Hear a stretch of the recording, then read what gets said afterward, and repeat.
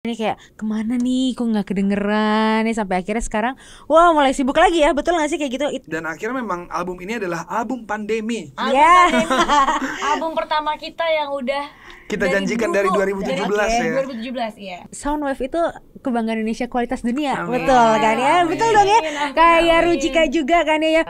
Good food is a good mood. Is Is a good mood. gitu. I see. Jadi kalau Okay. lagi bad mood kita harus cari tuh. Jadi bisa lihat ya badan saya sebesar ini karena siapa? Enggak. Karena diri dia sendiri.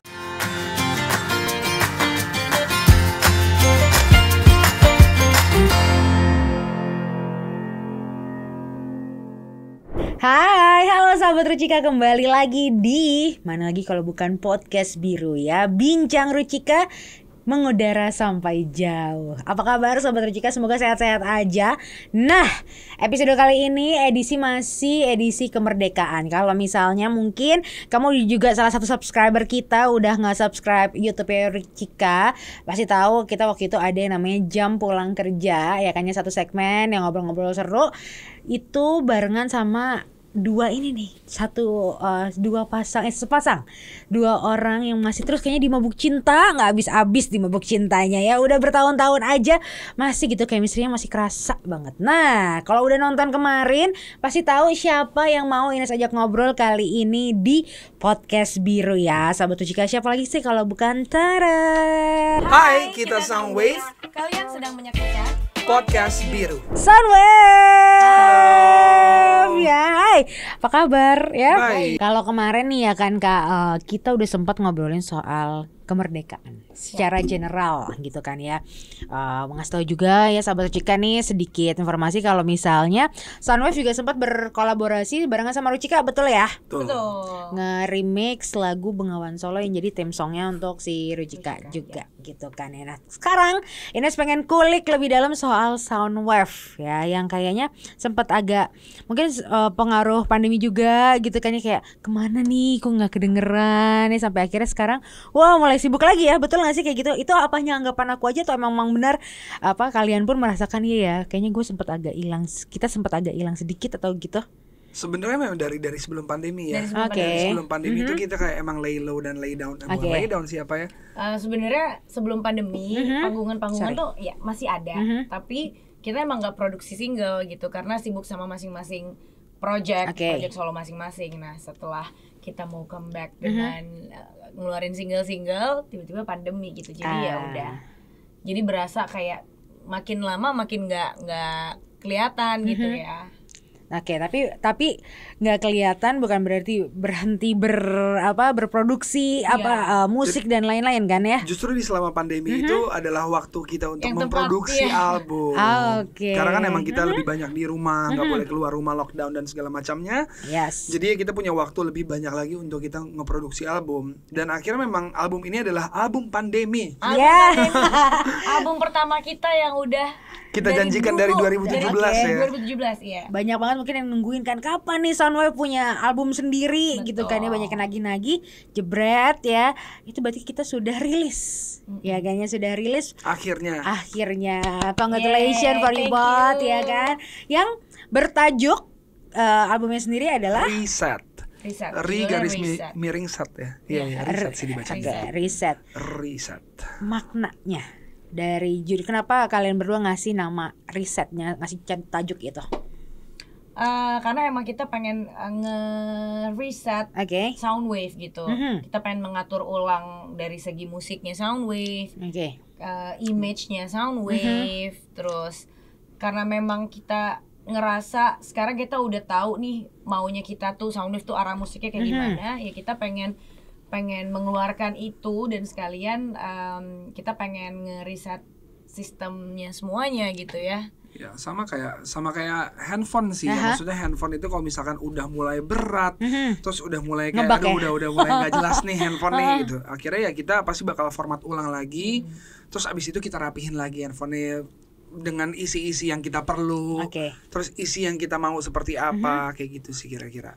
Nah, tadi kan ya aku sempat kepikiran, oke, gue kalau dengar kata Soundwave atau dengar ya Soundwave sendiri, mostly yang di pikiran aku, memang lagu-lagu yang naik di radio kan kebanyakan memang ya remake ya kan. Salah kamulah satu-satunya, yes, ini itu kan ya dan lain-lain, itu kan memang kebanyakan memang hampir semua yang kita sering dengar dari Soundwave pasti yang remake-nya. Apakah itu pun juga menjadi tujuan? Oke, kita pengen ngeriset pikiran orang. Enggak, kita nggak cuma nge-remake kok, kita juga bisa bikin yang OG-nya kita sendiri. Oke. Itu dia sih, memang kita sadari Soundwave itu kan terlahir dari sebuah kompetisi di TV nasional yang isinya itu memang kompetisi untuk meremake atau meremix lagu-lagu yang sudah ada kan, lagu-lagu yang sudah well known. Dan pada akhirnya pas kita selesai dari acara tersebut, kita juga tetap ngeluarin tuh yang remake. Walaupun memang ada 1 atau 2 lagu tuh yang original lagu kita sendiri, tapi karena memang kita pengen menyambung terus nih dari vibe yang di kompetisi, ya udah akhirnya kita ngebuat remake dan remake gitu.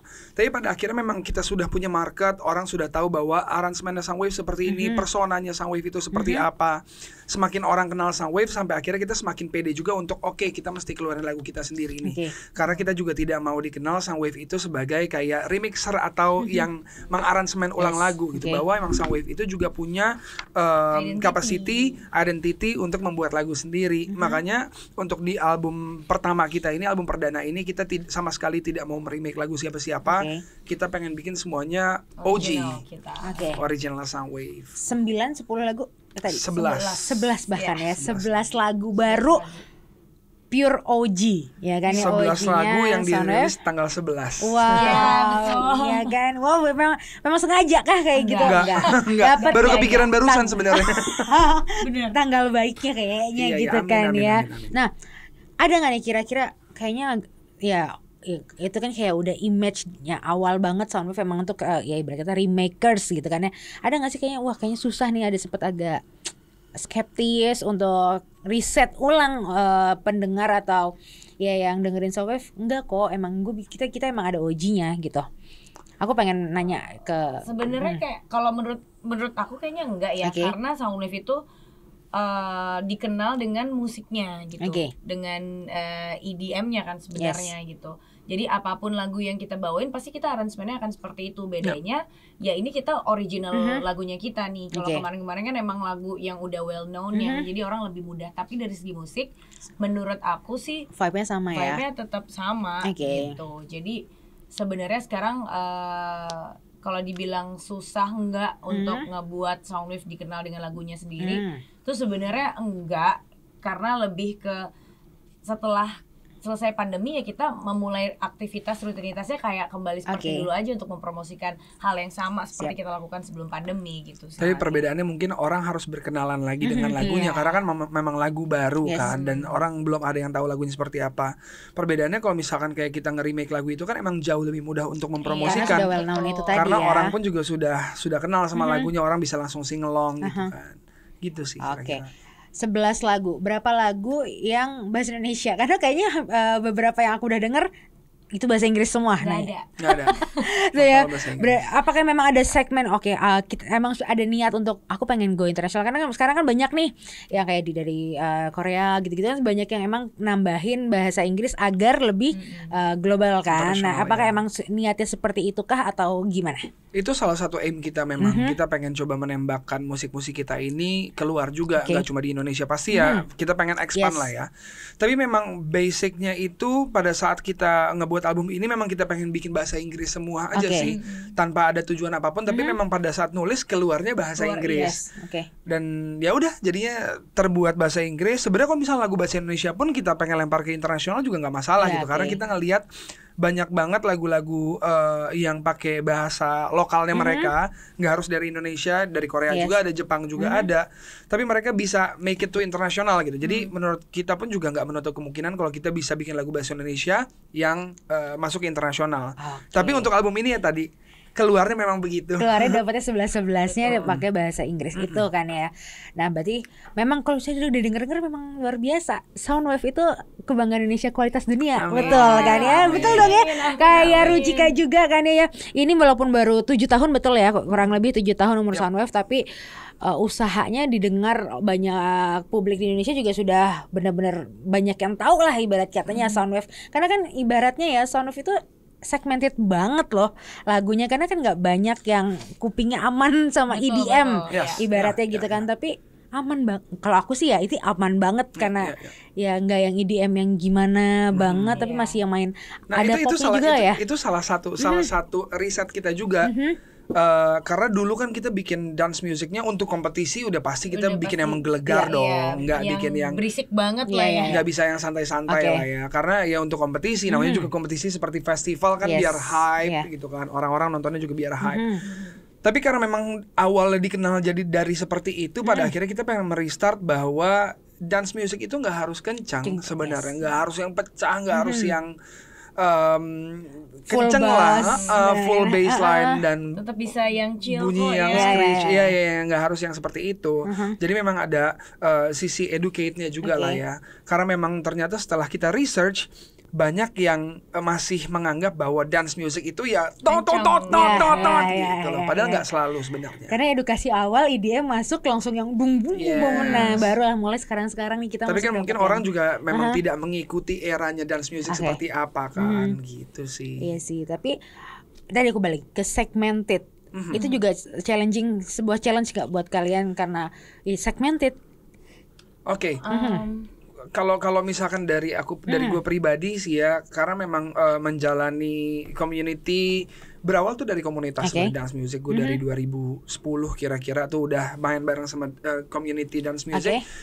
Sebenarnya dibilang segmented iya, secara community iya, tapi segmennya tuh besar banget sebenarnya. Walaupun memang dance music itu sebenarnya dulu ya itu tidak above the line gitu, masih below the line lah ya, maksudnya kayak mainnya tuh masih di community, tapi community-nya tuh besar banget. Jadi marketnya pun juga masih ada, cuma perbedaannya tidak kelihatan aja nih above the line, nggak kelihatan di TV, nggak kelihatan di radio, jadi kayak emang lebih gitu sih, lebih gerakan bawah tanah ya. Kita sebenarnya kita tuh bisa lihat loh dari festival-festival EDM yang ada di Indonesia itu tuh selalu penuh, rame banget. Itu kan artinya segmennya emang luas banget. Cuma memang karena Soundwave itu ibaratnya brand yang ada di industri musik yang cenderung berasal dari TV itu yang biasanya mindsetnya udah pasti pop aman yang easy listening gitu. Itu yang mungkin membuat opini segmented gitu.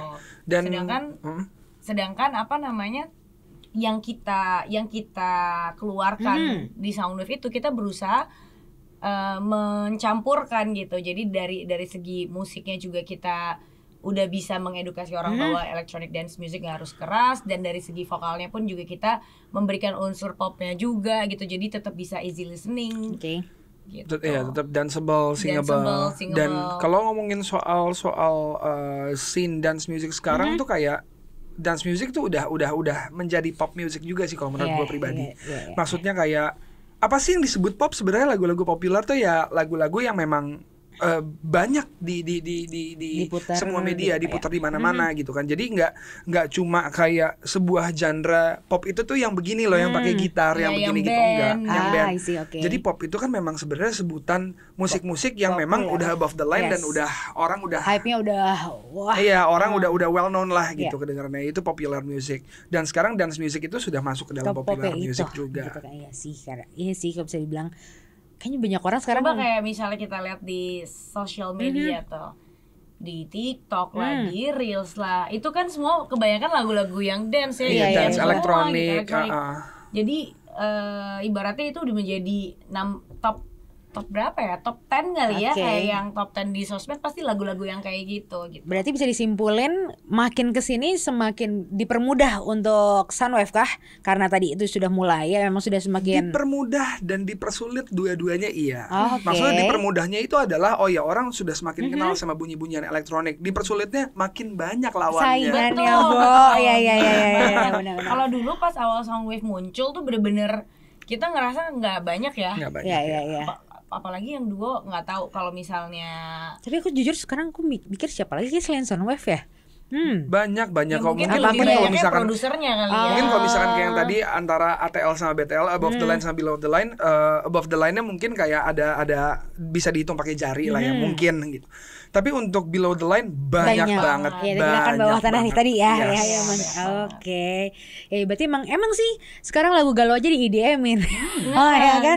Kayaknya telinga kita udah nggak galau-galau banget. Sekarang memang agak dikasih. Galaunya ada chill-nya. Iya. Gitu, Nah, biar nggak Jadi stres-stres sebenarnya banget. intinya adalah message-nya adalah lo mau galau mau happy jogetin Joget aja Jogetin saya ya aja. benar-benar. Nah, siapa yang nge-influence musik kalian mungkin di album ini terinfluence sama siapakah? Ada.